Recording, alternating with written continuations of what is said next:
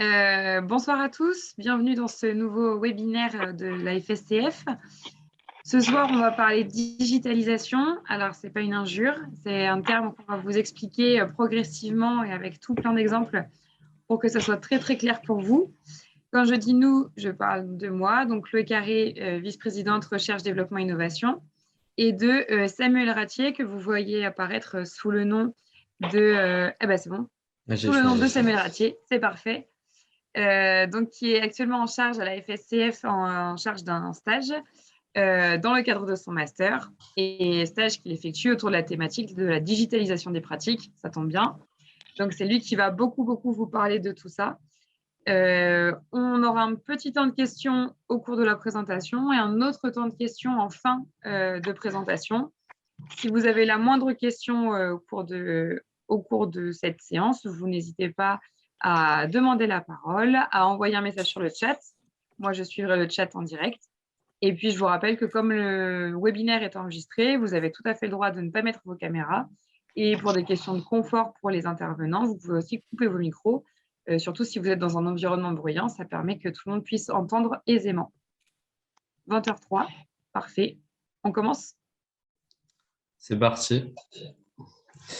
Merci Chloé pour l'introduction et bonsoir à vous et merci d'être là pour cette présentation. Je vais vous mettre tout de suite, si j'y arrive. Tac. Est-ce que vous arrivez à voir ce que je projette? Faites-moi juste un petit signe de la main pour voir si vous êtes présent aussi. Ok, super, bon. Ça a l'air de marcher. Alors, du coup, donc en effet, quels sont les enjeux de la digitalisation des pratiques à la FSCF? Bien sûr, sur le volet du sport et de la culture. Donc, à travers cette présentation, mon but, en fait, c'est de vous faire comprendre qu'est-ce qu'on entend par digitalisation. Déjà, voir un petit peu l'ensemble de ce terme-là et comment la FSCF, en fin de présentation, on pourra voir comment elle peut se l'accaparer et comment on peut la mettre en place. Voilà le but de cette présentation. Alors, avant un petit peu de rentrer dans le vif du sujet, donc là, en termes de projet, nous, il se décompose à peu près sur ces 4 étapes-là, en commençant par la recherche et analyse. Donc, voilà, on en est un petit peu, on passe légèrement maintenant sur la planification, donc la deuxième étape, la planification des stratégies. C'est-à-dire qu'on a pu analyser tout plein de choses qui se font et on peut commencer déjà à réfléchir aux solutions qu'on peut mettre en avant à la FSCF. Et on en parlera après. Juste petite parenthèse, n'hésitez pas à mettre vos questions dans le chat, comme ça Chloé peut regarder en même temps et ça permettra de les traiter à la fin si on a le temps. Voilà, et à travers cette présentation, donc on va aborder trois grands axes. Donc, comme je vous l'ai dit, là, le premier, ça va être vraiment de déconstruire et comprendre finalement qu'est-ce que la digitalisation au sens général du terme. Et ensuite, on va se l'accaparer au niveau sportif et culturel pour essayer de comprendre qu'est-ce qui se fait déjà finalement en termes de digitalisation au niveau sportif surtout, puisque c'est la partie la plus développée aujourd'hui, mais aussi au niveau culturel. Et après, donc, en troisième partie, ce sera au niveau de la FSCF, donc essayer de comprendre. On aura aussi besoin de votre point de vue pour essayer de comprendre en fait comment on pourrait la mettre en place à la FSCF. Donc, voici le petit sommaire avec les différents points qu'on va évoquer, donc les éléments de définition, les études de cas, donc ça c'est les exemples qu'on va traiter ensemble. Suite à ces exemples-là, on va pouvoir analyser certaines choses finalement en termes de moyens mis en place et comment on peut les situer par rapport à différents axes. Et ensuite, donc, comme j'ai dit sur la troisième partie, comment la FSCF peut se s'accaparer des projets comme on va les voir. Donc, tout d'abord, l'analyse générale du paysage. Donc, il faut bien comprendre que la digitalisation, aujourd'hui, c'est un monde très large. très, très variés. Comme vous pouvez le voir sur l'image, il y a tout, tout un tas de fonctionnalités. C'est le cas aujourd'hui déjà à la FSF, puisque Adagio est une forme de digitalisation finalement, puisque on va numériser des licences qu'on écrivait avant à la main pour les traiter, et maintenant on le fait automatiquement via cet outil, et ce qui permet en fait de faciliter de toutes ces informations. Et donc, comme vous pouvez le voir, donc, il y a plein de modes d'utilisation. Donc, la digitalisation en soi, c'est quoi? C'est transformer ce qui est physique. Par exemple, vous écrivez une lettre, et la digitalisation, c'est de la rendre numérique, c'est-à-dire que elle vient maintenant, elle est plus sur du papier, elle se met sur un ordinateur. Et cette digitalisation, en fait, elle a comme support principalement Internet. Donc, ce qui permet la transmission en fait, de toutes ces données d'un point A à un point B, etc., et de se les partager. Et donc voilà, c'est une image qui résume assez bien finalement tout ce qu'on peut faire avec la digitalisation. Donc il y a tout un tas de choses. La musique, c'est la première chose qui a été digitalisée. Euh, à travers les clés MP3, je ne sais pas si vous vous souvenez, qui ressemblent à des clés USB. Donc voilà, il y a tout un tas de choses possibles. Et c'est là où on va avoir besoin de vous pour commencer. Donc là, on s'accorde à peu près 3 minutes pour que vous puissiez répondre en fait à cette question. Comment se caractérise la pratique et l'activité par le digital? Et est-ce que vous avez des exemples? Donc à vous de jouer. Si vous avez des idées, bien sûr.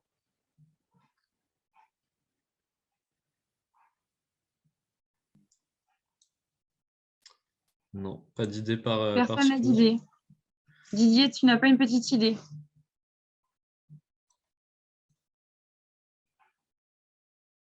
Non. Je pense qu'il y a peut-être eu tous les tutos là, pendant la pandémie, non? Ouais, par exemple, très bien. Ouais, les tutos, les minutes qui ont été mises en ligne sur les différents groupes de la fédération, oui, c'est une forme de pratique digitale, effectivement.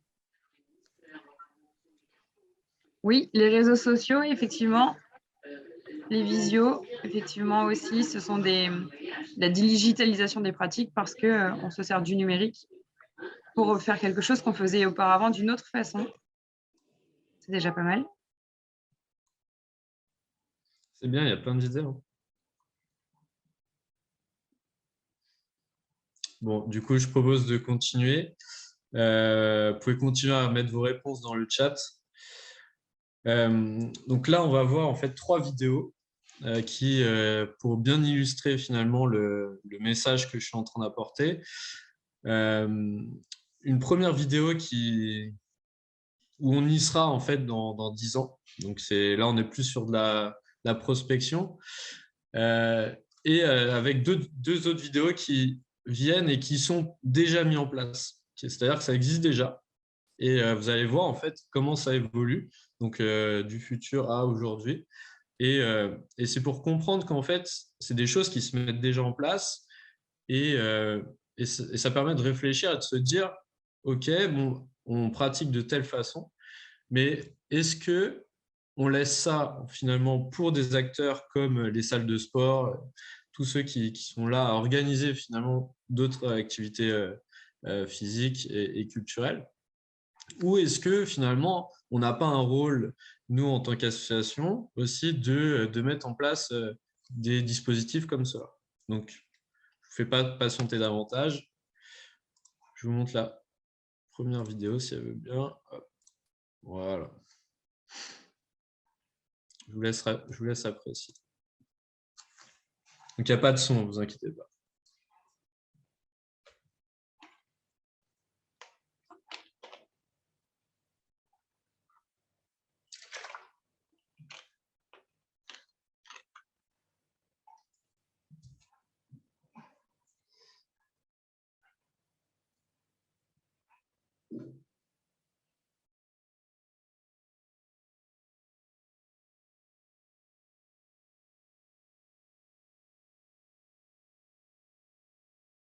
Donc là, pour que vous compreniez bien, en fait, ils jouent avec des amis vraiment à distance, à un match de basket.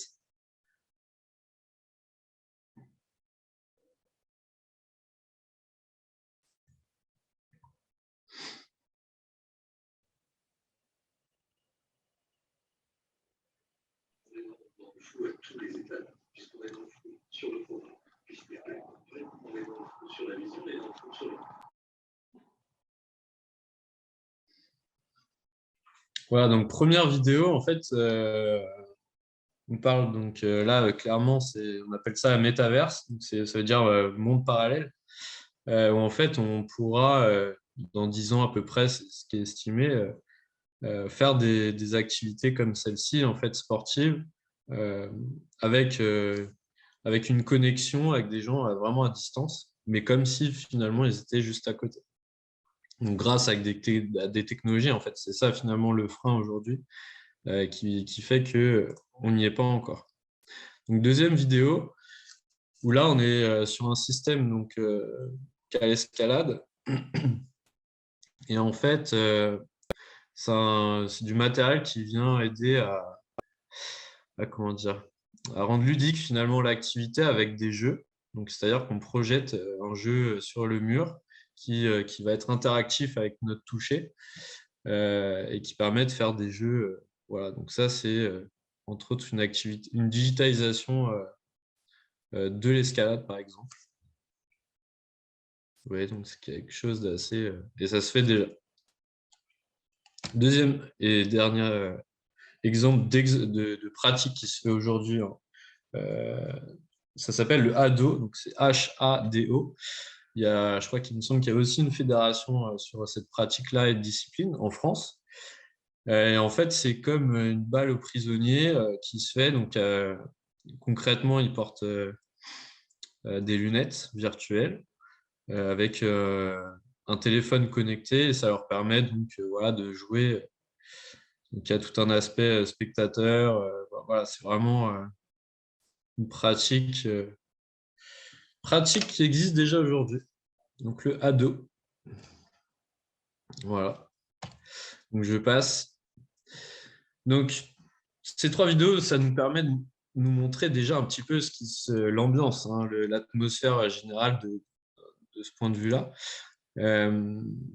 Et il est essentiel en fait de distinguer finalement ces différentes catégories de pratiques. Donc la première, le sport connecté.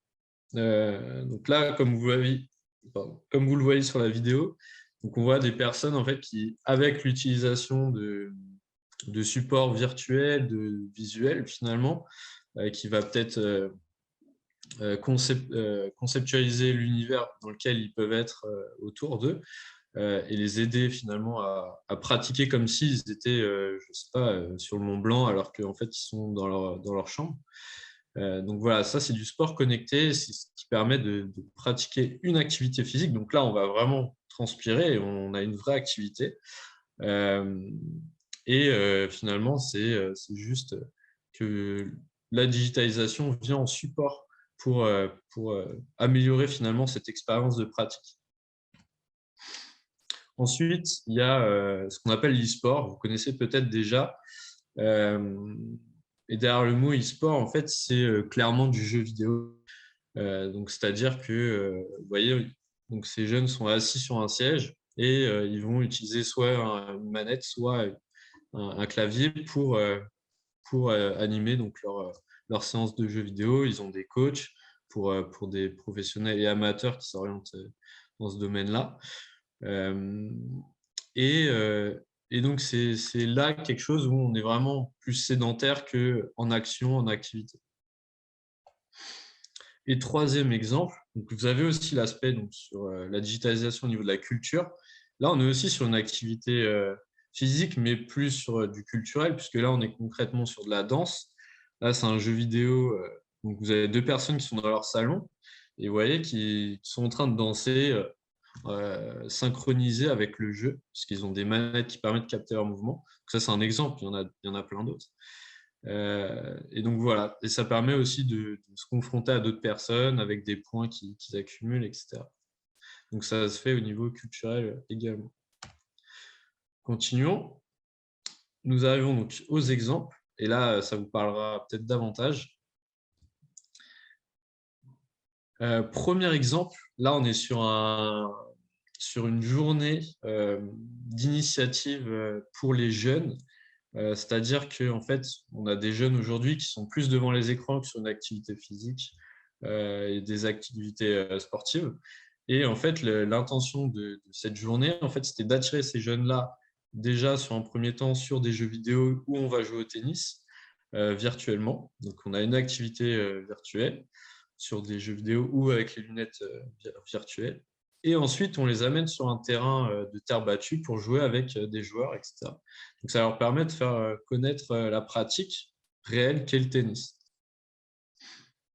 Voilà un petit peu l'exemple. Ensuite, et ça c'est un exemple très intéressant, l'exemple de la Fédération de tennis de table qui a sa nouvelle délégation qui s'appelle le e-ping, comme vous le voyez. Nouvelle délégation qui a aussi obtenu la Fédération de cyclisme, qui font du e-cyclisme, c'est-à-dire du cyclisme connecté. Et en fait, c'est une nouvelle discipline qui est dans cette fédération où ils vont jouer au ping-pong avec un masque virtuel. Donc, c'est-à-dire que virtuellement, ils vont jouer contre leur adversaire, que ça peut être chez eux. Voilà, ça laisse pas mal de possibilités. Et là, on a vraiment une activité physique. Donc, il y a déjà ce mouvement, finalement, du ministère qui met en marche un petit peu cet élan de pratiques connectées. Et c'est pour ça que le sujet est là aujourd'hui, c'est qu'il y a des rouages qui sont déjà en marche et c'est intéressant de se poser la question aujourd'hui à la FSCF, ce qu'on peut faire. Donc là, troisième exemple, il y en a d'autres sur ce matériel-là, c'est un matériel qui permet de mettre sur un mur un écran interactif, comme on l'a vu un petit peu pour l'escalade. Et en fait, vous avez des jeux donc, plutôt éducatifs, mais aussi intergénérationnels, qui permettent finalement de jouer et de faire des entraînements avec ce matériel-là. Donc, c'est ce qu'a fait la SPTT sur le comité Bretagne, qui a mis en place en fait, ce dispositif et qui a que des bons échos. Et c'est un matériel qui est super intéressant en termes de perspective de pratique.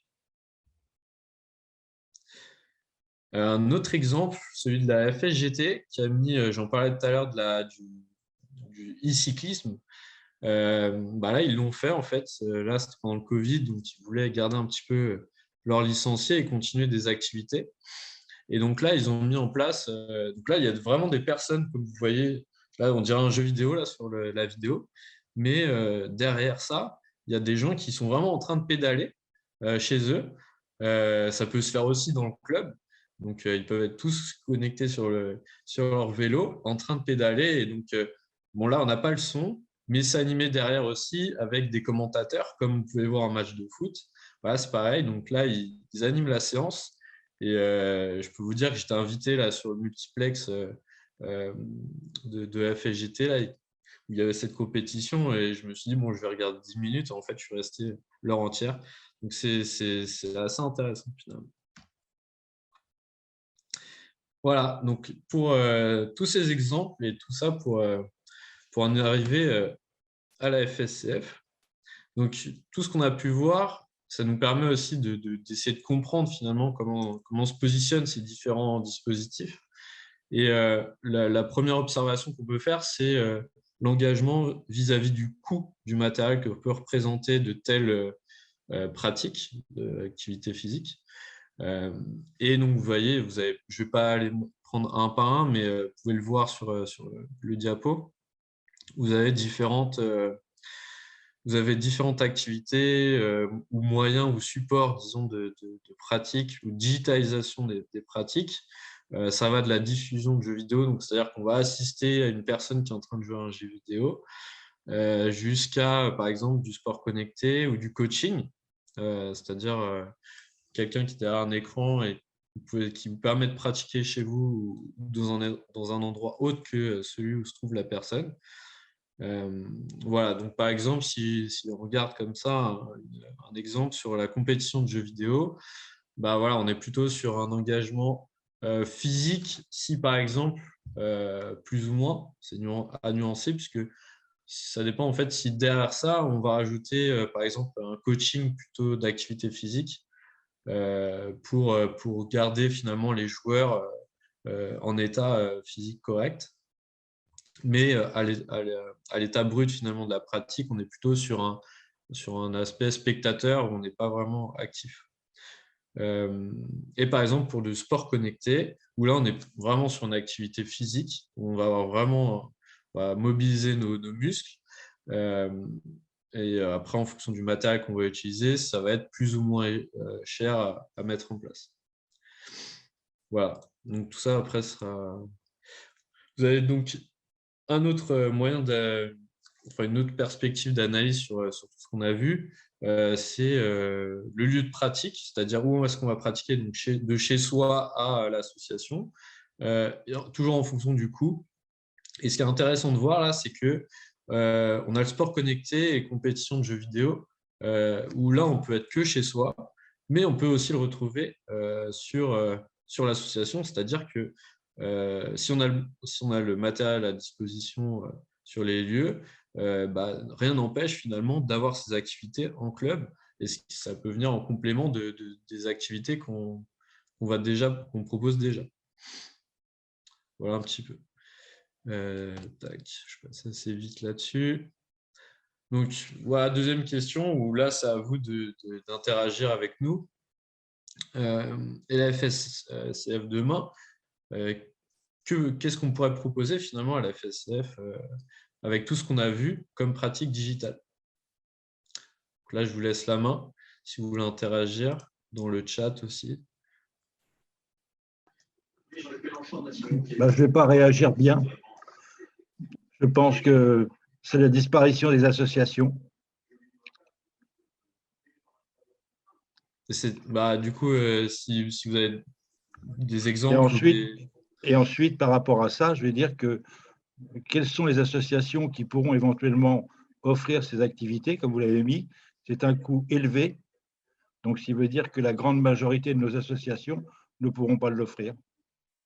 Alors, tout dépend ce que vous mettez en place comme pratique digitale. Si Samuel, je peux revenir sur la diapo précédente. Si on regarde le coût de mise en place des différentes pratiques, on voit qu'effectivement, si l'idée c'est d'organiser une compétition avec des choses, du matériel qui coûte cher pour faire du streaming, des choses comme ça, c'est effectivement un coût de mise en place que nos associations ne supporteront pas. Si au contraire, on est sur simplement regrouper des gens et utiliser du matériel qu'on a déjà dans la salle avec un traceur d'activité type application qu'on met sur un téléphone, je ne sais pas, je pense à peut-être des gens qui sont sur le programme À tout forme, qui vont simplement prendre des données sur des vélos, sur de la course à pied, peu importe. Là, on est sur un coût de mise en place qui est faible, puisqu'on va utiliser des choses qui sont déjà présentes. Donc, en fait, tout dépend de ce qu'on veut mettre en place derrière ça. Et ça répond en partie à votre question sur la disparition des associations, puisque l'association, elle ne va plus avoir ce rôle de transmission d'une pratique, mais plutôt de l'organisation de la pratique.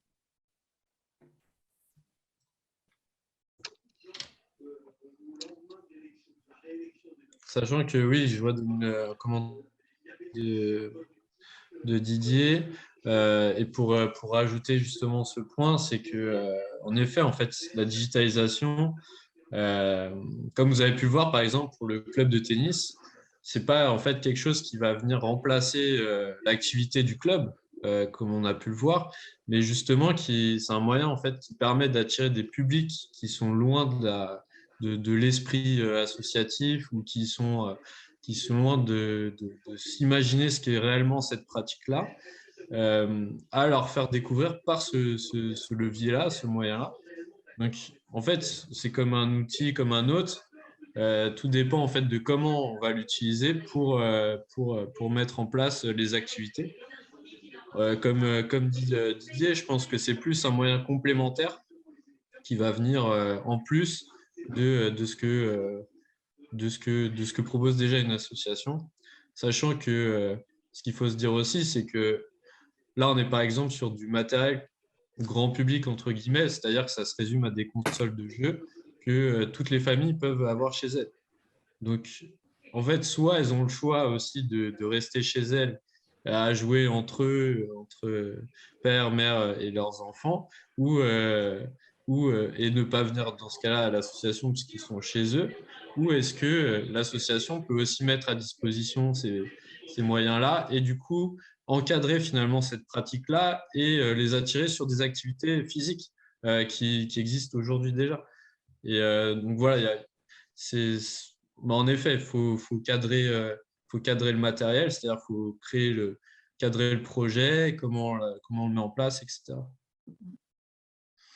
Ça me permet aussi de rebondir sur une autre question qui a été posée dans le chat, qui disait qu'il y a certaines activités qui se prêtent totalement à la digitalisation et d'autres moins, comme la gymnastique. Là, justement, on est sur pile poil cette grille d'observation avec l'engagement physique. Peut-être que la digitalisation de la gymnastique, ça passe par des contenus, je dirais presque théoriques, des choses qu'on pourrait retrouver en formation, mais qu'on peut avoir dans l'idée de transmettre à nos gyms, dans nos associations, où ils et elles sont spectateurs et vont venir regarder des vidéos pour apprendre à placer ses mains pour la roulade arrière, travailler l'alignement à la maison. On peut être sur une pratique qui va s'effectuer en dehors de l'association, à la maison, et qui permet de gagner du temps une fois qu'on est à l'asso. Donc, ça peut être aussi dans une logique de différer la pratique entre le moment où on s'entraîne tous ensemble au gymnase et ce qu'on peut faire entre les entraînements. Bonsoir, Didier là. Moi, je vois, enfin, Samuel, on a échangé sur le sujet, hein, et Chloé aussi, avec Laurence. On voit deux opportunités.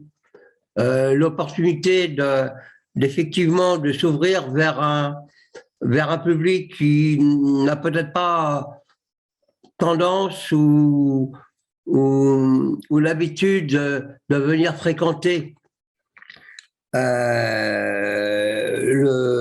les salles, le milieu associatif. Par contre, on peut lui en donner l'envie. Donc, on peut avoir la visibilité et justement faire connaître les associations, les associations FSCF, tout ce qu'elles proposent, c'est-à-dire que ça peut aussi avoir un effet attractif vers les associations.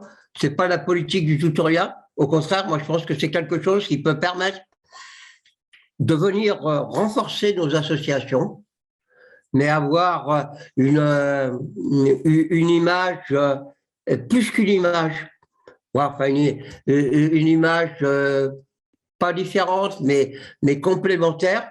La digitalisation est dans le monde de tous les jours. La deuxième chose que j'y vois en termes d'opportunités, c'est au niveau de nos formations, au niveau de nos encadrements, peut-être une possibilité de dynamiser les formations, de donner à nos encadrants, à nos cadres qui au quotidien sont auprès de nos adhérents, que ce soit en gymnastique ou dans d'autres activités, justement cette opportunité d'avoir un effet visuel, une dynamique complémentaire, le côté indispensable physique, présence, et en même temps d'incorporer un côté un petit peu, pas challenge, mais un côté encore un petit peu plus dynamique qui viendrait en complément. Donc, ça veut dire aussi que nos formations au sein de la FSCF se trouveraient impactées, dans le bon sens du terme, par la digitalisation. Voilà mon point de vue. Mais pour moi, c'est un atout qui devrait venir conforter nos associations et conforter la FSCF. Voilà. Oui, je suis tout à fait d'accord avec Didier. J'ajouterais en plus le fait que les vidéos qui ont été présentées avec effectivement des situations qui peuvent paraître très alarmantes, de gens qui jouent mais pas ensemble, mais qui font la même chose à distance, on a l'impression de perdre le lien humain. Ce n'est qu'une possibilité qui va s'adapter à un type de gens qui veulent pratiquer comme ça parce qu'ils n'ont pas l'envie de se retrouver en physique, ils n'ont pas la nécessité de se retrouver en physique, mais il reste tout un univers de possibles en fonction de ce que nous, on va se fixer comme objectif et de ce qu'on veut faire dans nos associations. Effectivement, ce que disait Thierry sur le chat, les défis physiques pendant le confinement ont été super bien relayés sur les réseaux sociaux. Il y a beaucoup d'associations qui ont continué à transmettre du contenu à leurs licenciés pendant une période où ils n'avaient pas accès au gymnase. Ça fait partie de la digitalisation et ça n'a pourtant pas enlevé le lien qui les unissait et ça n'a pas empêché un retour à une pratique plus traditionnelle une fois que la période a été passée. Mais ça a permis aussi de raccrocher des gens qui n'avaient plus le temps ou plus la motivation pour venir le mardi de 18h à 20h parce que les emplois du temps ne le permettent pas. Par contre, on peut faire le même cours de gym forme détente parce que l'association l'a enregistré, a mis ce contenu en ligne sur une plateforme et du coup, le licencié peut le faire à un autre moment. Donc, quelqu'un qui est là qu'une semaine sur deux peut finalement suivre le cours au même rythme que les autres quand il revient. Il ne s'agit pas par la digitalisation d'enlever complètement ce qu'on fait aujourd'hui. Il s'agit de l'enrichir pour le rendre plus attractif, toucher des nouveaux gens et finalement continuer à faire vivre des associations qui seraient menées à une mort lente et douloureuse si elles ne prennent pas le pli de la progression qui se fait actuellement. Je peux intervenir sur deux exemples. D'une part, bien évidemment, la digitalisation ne remplacera pas la vie associative et les bienfaits de la vie associative, le fait de se rencontrer, de se voir, d'échanger, le lien social, etc. Et je pense que ça peut être assez complémentaire. J'ai deux exemples, un sur la FEDE et un sur mon association. Un sur la FEDE, et je crois que ça rentre là-dedans, hein, Chloé, c'est le e-learning. Donc, c'est la formation qu'on veut mettre en place l'année prochaine. Pourquoi ? Parce que beaucoup nous disent qu'aujourd'hui, des formations à 4 jours, à 5 jours, à 10 jours, eh bien, c'est plus possible parce que les gens ont d'autres envies, ont d'autres envies, surtout sur leur temps libre. Donc, il n'est pas question de tout mettre en e-learning sur les formations, mais au contraire, de permettre à des gens de faire des formations sur tout ce qu'il y a trop commun, hein, si je peux appeler ça comme ça, sur tout ce qu'il y a de très transversal aussi, à toute heure de la journée ou de la nuit. Parce qu'on a des gens qui vivent plus la nuit que le jour pour certains. Donc, et c'est cet avantage-là de permettre le e-learning. Et puis, ça nous permet aussi, après cette période de Covid, où on a perdu énormément de monde, notamment sur les juges et les jurys, de nous permettre aussi de former des gens sans qu'il y ait la contrainte de la distance, du temps, etc. Donc ça, c'est le premier exemple. Hein. Je crois que, et je crois que c'est aussi dans l'air du temps, hein, professionnellement, les uns et les autres, le e-learning a pris beaucoup de place. Hein. On aimait bien partir à Paris en stage de formation. Maintenant, c'est fini, ça, dans les entreprises et autres. Et puis, moi, le deuxième exemple, c'est dans la vie associative, chez moi, là, c'est plus le coaching, si c'est comme ça qu'on appelle, pour dire que nous, avec la Covid, on a perdu, comme tout le monde, un peu d'effectifs, mais pas tant que ça, parce qu'on a pu maintenir en moyenne avec les gens qui s'en occupaient, en moyenne 21 ou 22 cours par semaine, exclusivement en vidéo. Et puis, on a fidélisé des gens, mais on a aussi, au-delà de ça, fidélisé les familles des licenciés, donc qui avaient accès alors, je ne sais pas comment ça s'appelait, les cours à distance, et donc on a fidélisé. Et ce qui veut dire que sur une année presque normale, 21-22, on est revenu aux mêmes effectifs que 18-19, et puis on a même des demandes aujourd'hui. Donc, nos cours sont toujours visibles en vidéo, là, ou en visio. Par contre, on a des demandes pour continuer. Et là, malheureusement, on n'a plus forcément les personnes, ou on n'a plus suffisamment d'heures pour faire des cours pour les gens qui ne peuvent pas venir en présentiel et qui aimeraient bien pouvoir bénéficier de cours en distanciel à des heures un petit peu plus tard, 20-21 heures. Donc, on est en train de réfléchir pour mettre tout ça en boîte et pour faire du replay, comme on dit, de nos activités.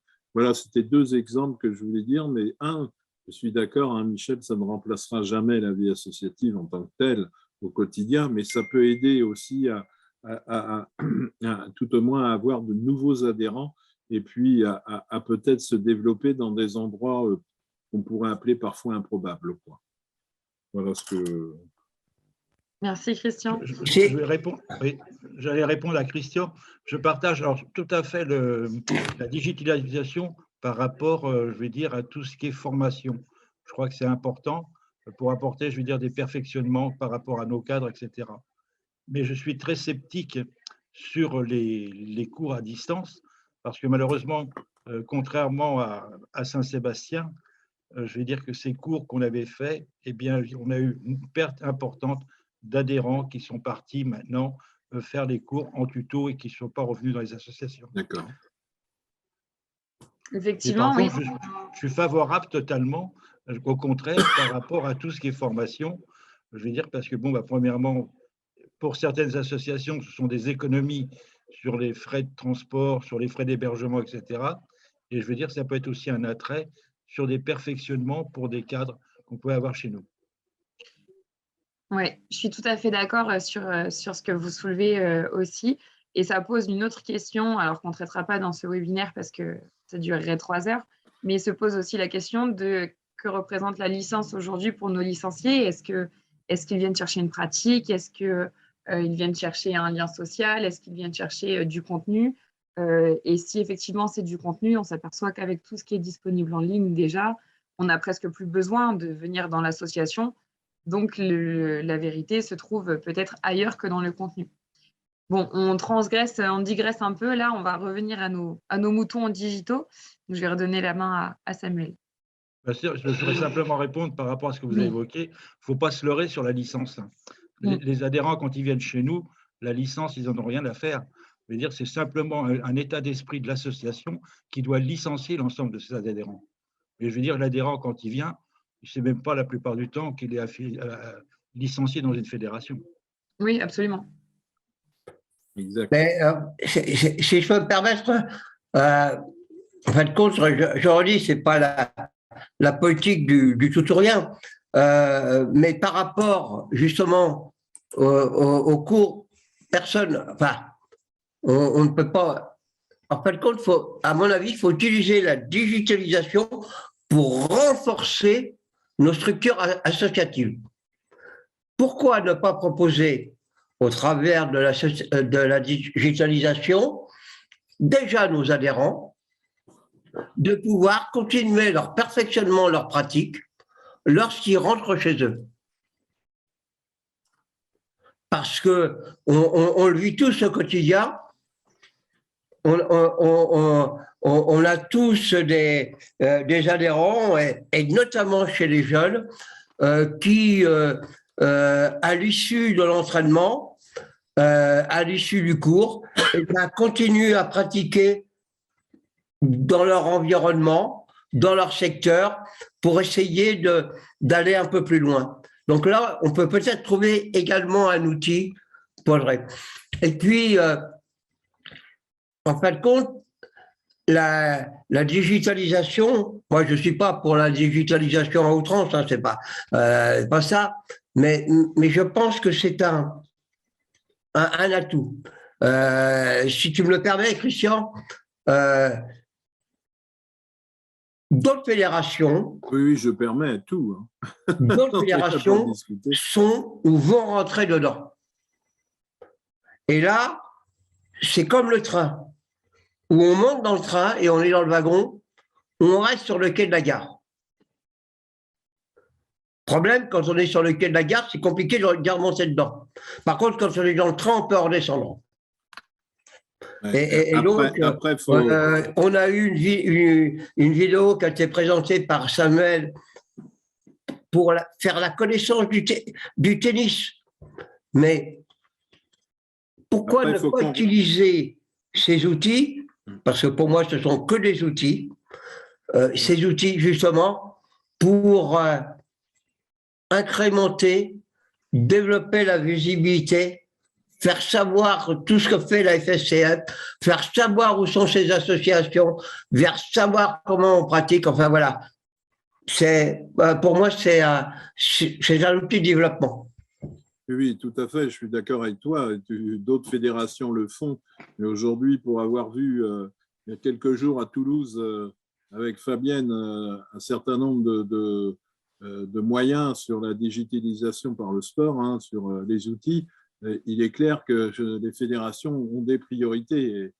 Et là, les fédérations qui nous présentaient ces outils-là, ce n'étaient pas des budgets qu'aujourd'hui on peut prétendre, sauf au détriment de d'autres choses, quoi. Donc, il est clair qu'il ne faut pas rater le train, mais il est clair aussi qu'il faut, dans ce modèle, qu'on trouve un vrai modèle économique. La FFGT l'a trouvé sur une de ses actions, certes, mais sans doute au détriment d'autres, quoi, parce qu'on ne peut pas tout faire, quoi. Yes, merci beaucoup pour toutes ces interventions. Je peux parler je prends la parole 2 secondes, ouais. Samuel, excuse-moi. Juste pour dire qu'il n'y a pas de modèle unique, en fait. Hein. Je pense qu'il y a des clubs qui peuvent rester sur un modèle classique qui existe aujourd'hui parce que ça ne leur parle pas et puis il n'y a pas de demande des adhérents. Et puis d'autres qui ont envie, au contraire, d'aller explorer peut-être un des domaines qui a été présenté par Samuel. Voilà, aujourd'hui, nous, notre objectif, c'est un peu de vous entendre voilà, sur vos envies et puis de se dire, trouver des territoires un peu test pour voir ce qu'il est possible de faire ou pas. Hein. On part à l'aventure. Hein.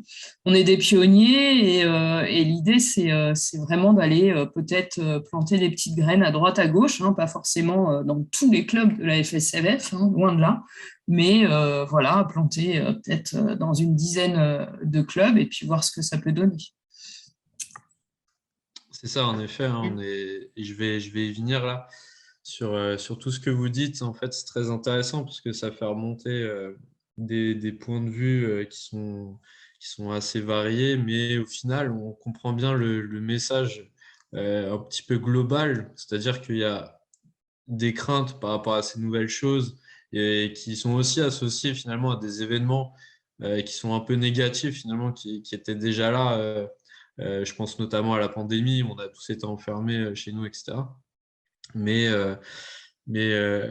du coup, on associe ça aussi à ces moments-là. Et bon, il n'y a pas que ça, hein, mais voilà, il y a cette partie-là, mais aussi comment dire, ces leviers et ces moyens qui peuvent être utilisés.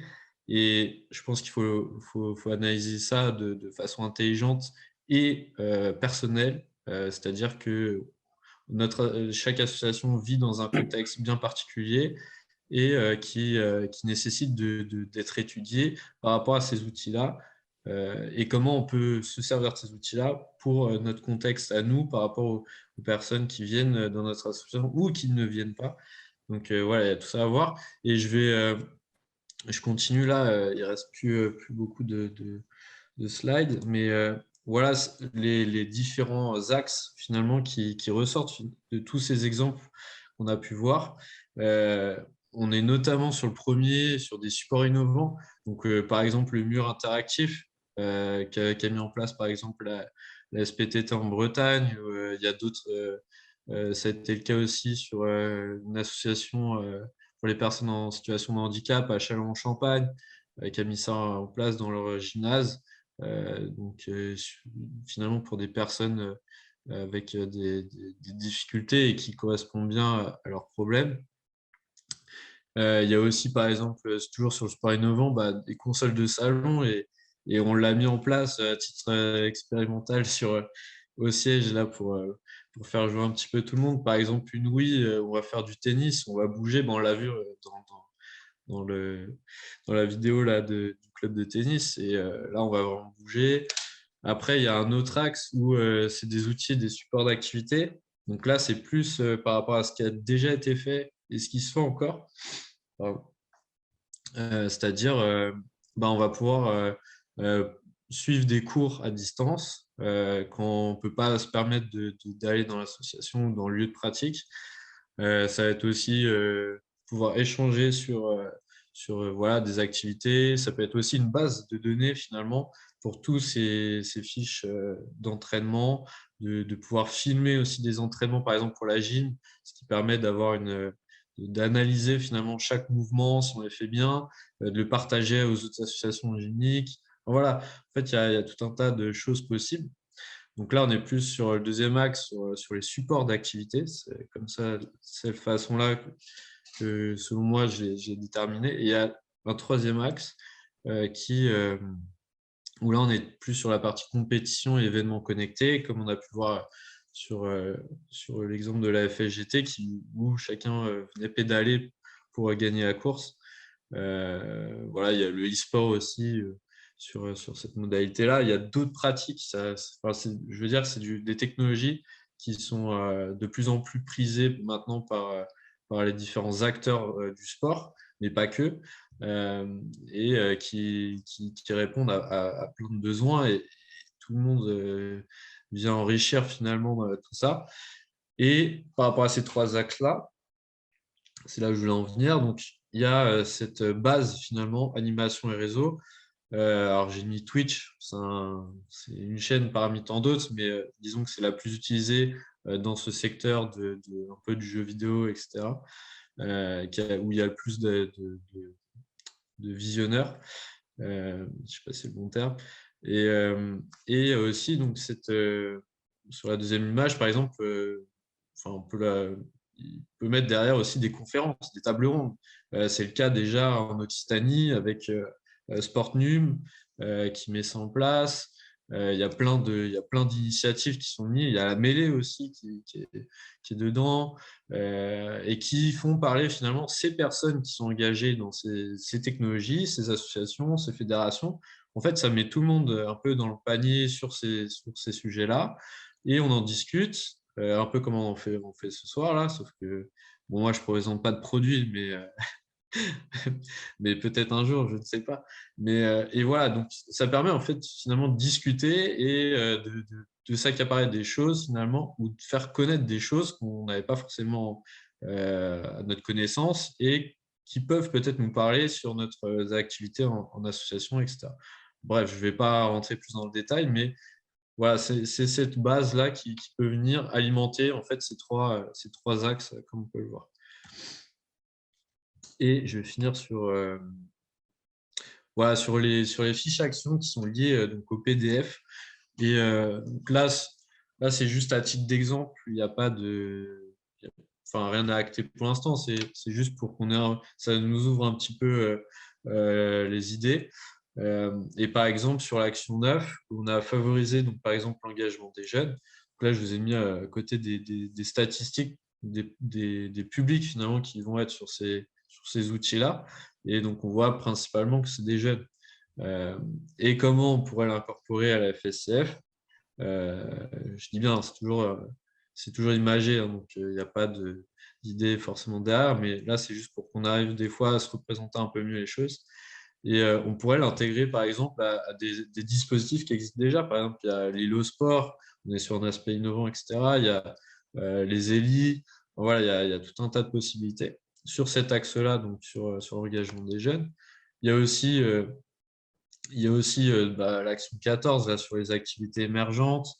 Il y a l'action 19 aussi sur les offres qui permettent de favoriser les liens intergénérationnels. Et là, on le voit par exemple sur cette vidéo où on voit toutes les catégories d'âge qui sont là sur une activité.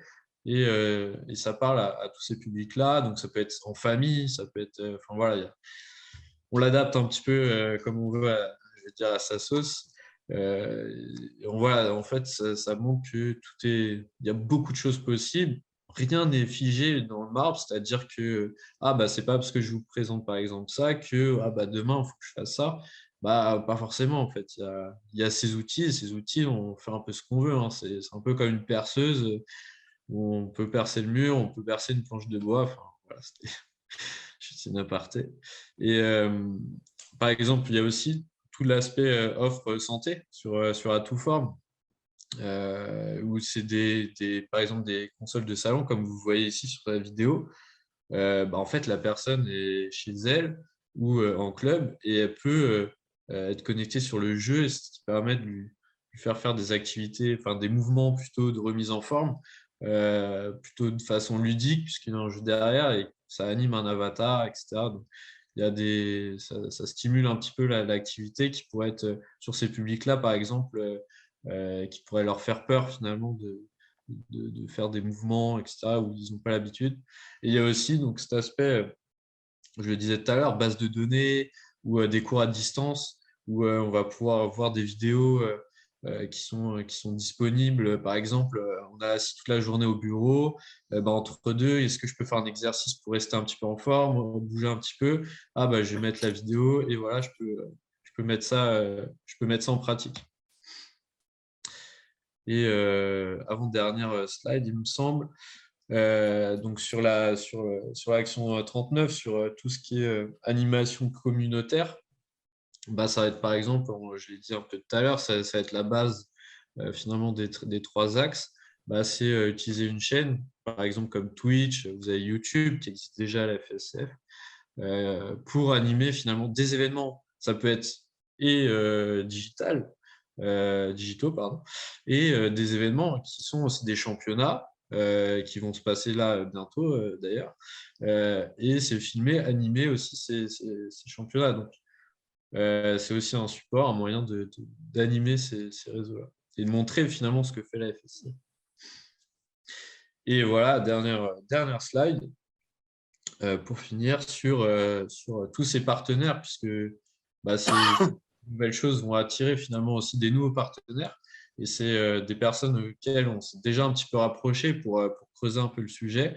C'est le cas notamment de Francis Sport. Je vous le disais tout à l'heure, la mêlée, en fait, qui met en place ces tables rondes. Il y a Hérosport aussi, qui est très acteur en Occitanie, dans le sud, pour aider ces milieux associatifs à se développer vers ces solutions-là. Voilà, donc il y a déjà des acteurs présents. Et on s'est rapproché aussi du pôle ressources, donc c'est le CREPS du Pays de la Loire, qui est au niveau du ministère des Sports, le pôle ressources nationales sport innovation. Et d'ailleurs, je vous montrerai après, après la discussion, ce qu'ils mettent en place, qui est très riche en termes d'informations, puisqu'ils font une veille toutes les semaines sur ce qui existe et ce qui se met en place un peu partout, et c'est assez intéressant. Puis ils sont là aussi pour nous accompagner sur ces types de projets. Donc voilà, il y a plein d'acteurs en fait qui sont dévoués finalement à aider ce tissu associatif pour essayer de rendre au mieux ces outils dans ces associations par rapport au public qui y sont et qui ne sont pas, et comment les attirer, etc.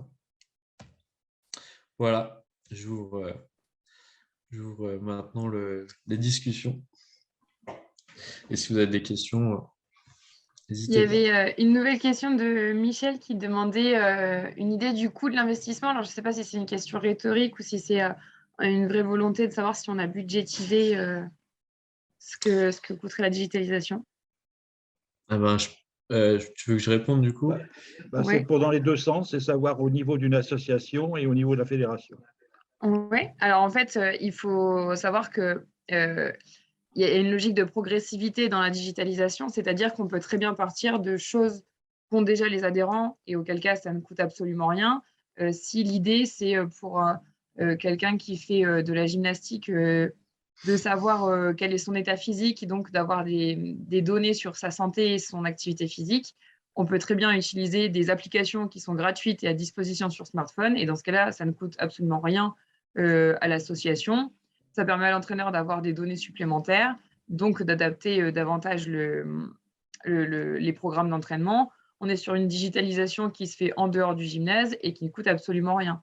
Si c'est la mise en place d'un championnat interdépartemental avec des vidéos qui sont envoyées pour des juges qui les jugent à distance, etc., là, on est sur quelque chose forcément d'un peu plus important en termes d'investissement. Et Samuel, du coup, je te laisse compléter sur la partie fédération. Oui, par exemple, pour juste rebondir sur ce que tu as dit, le dernier exemple, là, par exemple, c'est ce qu'a fait la fédération de danse. Elle a mis en place une compétition où les personnes pouvaient se filmer et envoyer donc, ces vidéos donc, à un jury avec des personnes assez importantes, m'a-t-on dit. qui vont analyser finalement ces vidéos, etc. Donc ça, pareil, c'est un dispositif qui venait en complément de ce qu'ils font déjà en club. Mais pour parler textuellement en termes de chiffres, par exemple, si je reviens sur l'exemple du mur interactif qu'a mis en place, par exemple, la SPTT en Bretagne, donc c'est un matériel qui est amovible, donc qui est mis à disposition par le comité aux associations en Bretagne et qui est ouvert aussi aux structures spécialisées comme les EHPAD, par exemple. Donc là, ils vont louer le matériel à ces structures-là. Et c'est un dispositif qui est à 27 000 € qu'ils ont prévu d'amortir donc en 5 ans. Et derrière, il y a bien évidemment des subventions des différentes strates territoriales avec des appels à projets derrière, notamment les 5 000 équipements. Ça, c'est un matériel qui rentre dedans. Et il y a aussi, en fonction des politiques publiques locales, qui vont financer aussi ce type de matériel. Donc ça, c'est voilà, un type d'exemple. Ça peut aussi aller de la console de salon. Par exemple, je vais en nommer une, la Switch, qui permet de faire des activités en famille, mais aussi entre amis, etc. Des activités physiques sur le support d'un jeu vidéo qui coûte 500 €. Voilà. Et donc, en fait, il y a un peu tous les prix, on peut faire un peu tout ce qu'on veut. Toute la question est et ce que je disais un petit peu tout à l'heure, c'est comment on le met en place et qu'est-ce qu'on choisit de faire. Et c'est pour ça que nous, on travaille un peu sur le sujet. Il y a différents acteurs qui sont déjà dans cette dynamique de conseiller finalement les associations pour ces outils-là.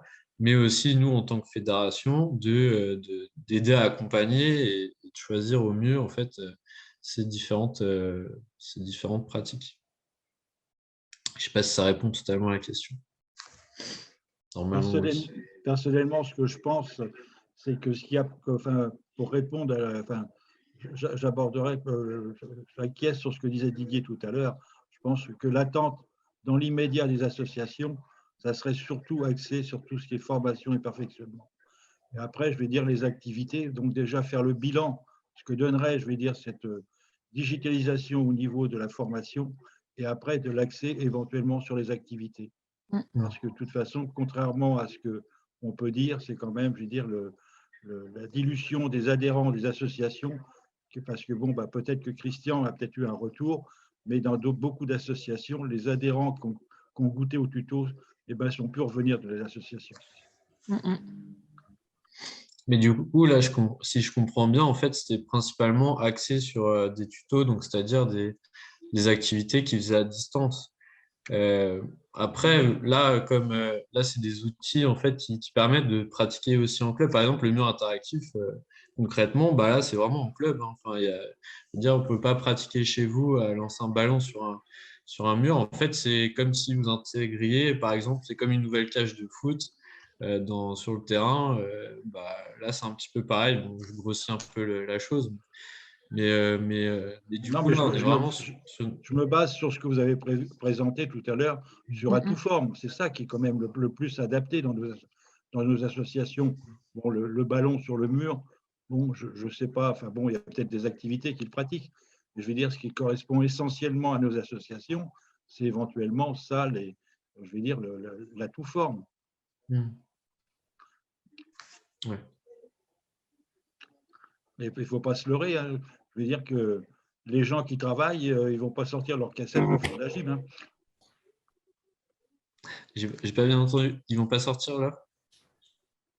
Non, je dis tout à l'heure, vous avez présenté en disant qu'à un moment donné, les gens pouvaient éventuellement faire dans leur temps de travail, faire une pause et faire de la gym. Mais bon, ça c'est sur le papier, ça. Hein. Oui. Tout le monde ne travaille pas à la Fédé. Hein.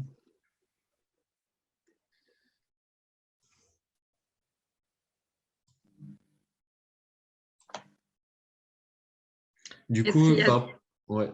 Ouais, j'allais revenir sur sur ce que mettait Thierry dans le chat, qu'effectivement, ces informations, elles sont à destination à la fois des dirigeants pour permettre, comme disait Michel, d'axer dans un premier temps sur la formation des bénévoles, puisque c'est aussi ce qui a peut-être expliqué en partie la désertion des adhérents, c'est que les bénévoles n'étaient pas formés à ce type de pratique, à ce type de communication.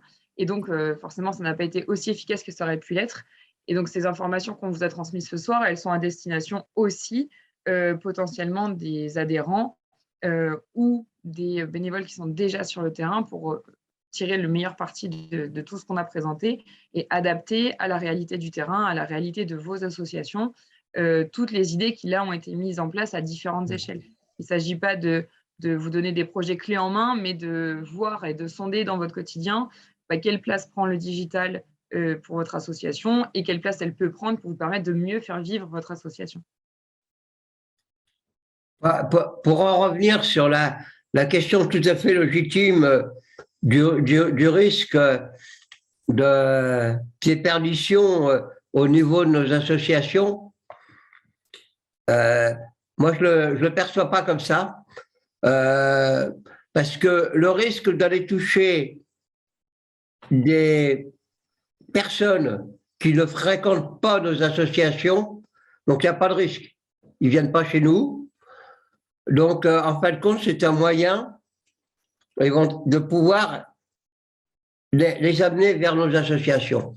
Et comme tu le disais, Michel, c'est aussi l'opportunité d'apporter, que ce soit au travers de la sous-forme ou d'autres activités, un complément à nos adhérents.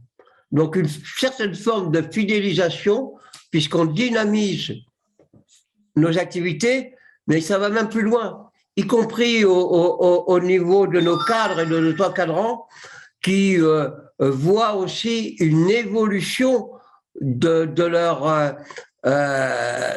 leur savoir-faire, de leurs compétences.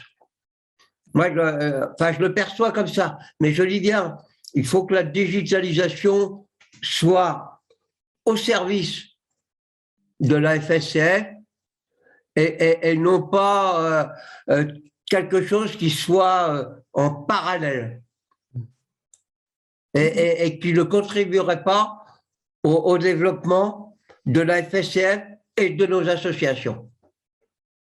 Oui, absolument.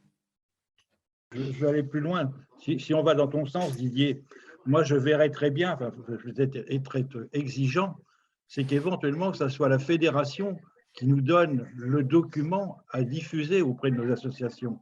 Parce qu'automatiquement, dans l'association, on n'a peut-être pas forcément toujours l'encadrant qui a le temps et la possibilité de réaliser ce film. Donc, si demain, on veut, je vais dire, sensibiliser des adhérents à pratiquer une activité à leur domicile, peut-être que dans le cas, il faut peut-être que ce soit au niveau fédéral qui réalise le document à diffuser. Alors ça, je te rejoins complètement, mais il y a eu une diapo lors de la présentation, c'était la digitalisation au sein de la FSCF, quoi. Et c'est effectivement, je te rejoins complètement, un enjeu stratégique pour la fédération de savoir comment si la fédération souhaite rentrer dans cette démarche, en même temps, comment, mais c'est un vrai projet, un projet de fond, mais un projet stratégique, et en plus avec un déploiement de terrain, et je te rejoins complètement, un déploiement de terrain homogène. Et lors des dernières assises, notre président général, Christian, a présenté, il y avait Fabienne aussi qui a présenté sur l'accompagnement des structures, l'homogénéité des structures, l'impact sur le terrain. Et bien, voilà, si la fédération décide de rentrer, il faut que ce soit un projet d'application homogène sur le terrain. Parce qu'effectivement, chaque comité régional ou chaque comité départementaux ou chaque association n'ont pas les mêmes moyens. Et si on veut avoir un impact de visibilité, mais un impact de terrain, il faut que ce soit à l'image de la Fédé, quoi. Voilà comment je le perçois. Alors, si je peux me permettre… Ça aura un impact qualificatif aussi de qualité. Alors qu'éventuellement, si c'est pratiqué en local, ben, je veux dire, on n'aura pas forcément une image de qualité, alors que si c'est mis au niveau de la fédération, il y aura une image qualité. Déjà, si on est là… Si on est je là, rejoins complètement.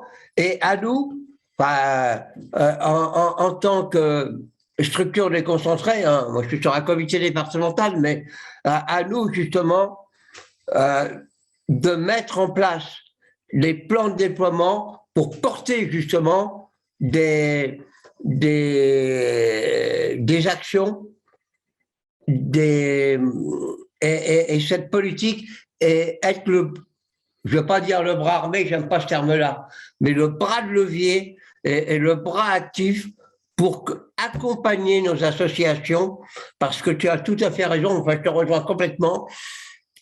Il y a beaucoup de disparités, tout le monde n'a pas les mêmes moyens, mais si on accompagne nos associations en disant, bah voilà, il y a ça, on peut faire ça, la fédération va faire ça, on peut générer de l'engouement.